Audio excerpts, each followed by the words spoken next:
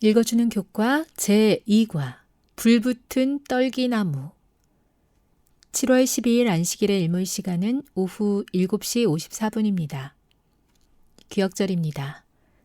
여호와께서 이르시되 내가 애굽에 있는 내 백성의 고통을 분명히 보고 그들이 그들의 감독자로 말미암아 부르짖음을 듣고 그 근심을 알고 내가 내려가서 그들을 애굽인의 손에서 건져내고 그들을 그 땅에서 인도하여 아름답고 광대한 땅, 젖과 꿀이 흐르는 땅에 데려가려 하노라. 출애굽기 3장 7, 8절. 하나님의 부르심은 종종 우리 삶의 방향을 바꾼다. 그렇지만 우리가 그 부르심을 따른다면 하나님의 길이 언제나 우리에게 가장 좋은 길이라는 것을 알게 될 것이다. 다만 때로는 특히 처음에는 그 부르심을 받아들이기가 쉽지 않다. 모세를 향한 하나님의 부르심도 마찬가지였다. 그 부르심은 불붙은 떨기나무에서 주님을 만남으로 시작되었다. 모세가 자연현상을 얼마나 알았는지 관계없이 그 불은 보통 불과 달랐기에 그는 자신이 보고 있는 것이 기적인 것을 알았고 그 기적은 분명히 그의 시선을 사로잡았다. 주님께서 그를 특별한 사명을 위해 부르고 계신 것이 분명했다. 문제는 과연 모세가 그 부르심에 응답할 것인가? 그것이 삶에 가져올 급격한 새로운 변화를 감수할 것인가 여부였다. 그는 처음에는 그 부르심을 그다지 반기지 않았다. 당신에게도 분명한 계획이 있었지만 하나님께서 그 계획의 방향을 바꾸게 하신 일이 있었는가? 우리에게 저마다 다른 방식으로 하나님께 도움이 될 수 있는 것은 사실이지만 우리 삶에 주어진 하나님의 부르심을 따르고 그분이 이끄시는 길을 따라가는 것이 가장 만족스러운 삶의 길인 것이 분명하다.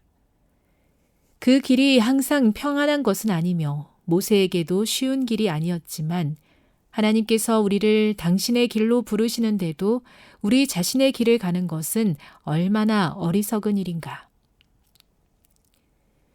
학습 목표입니다. 깨닫기. 하나님께서 모세를 크게 사용하실 수 있었던 것은 그가 부르심을 따라 그 길을 갔기 때문이다. 느끼기. 그분을 따를 때 인생의 길이 바뀌기도 하지만 그분은 결국 가장 좋은 길로 인도하신다. 행하기. 하나님의 부르심에 순종하고 내게 주신 진리를 충실히 실천하며 그분을 따른다. 다음의 내용을 안교소 그룹 시간에 함께 토의해 보십시오. 1. 당신의 삶에 큰 변화를 가져온 일이 있었습니까? 그것은 어떤 일이었습니까? 2. 조용할 것만 같던 광야에서 하나님은 모세를 어떻게 인도하셨습니까? 3. 노예에 불과한 이들을 주께서 내 백성이라고 부르시는 데는 어떤 의미가 있습니까? 4.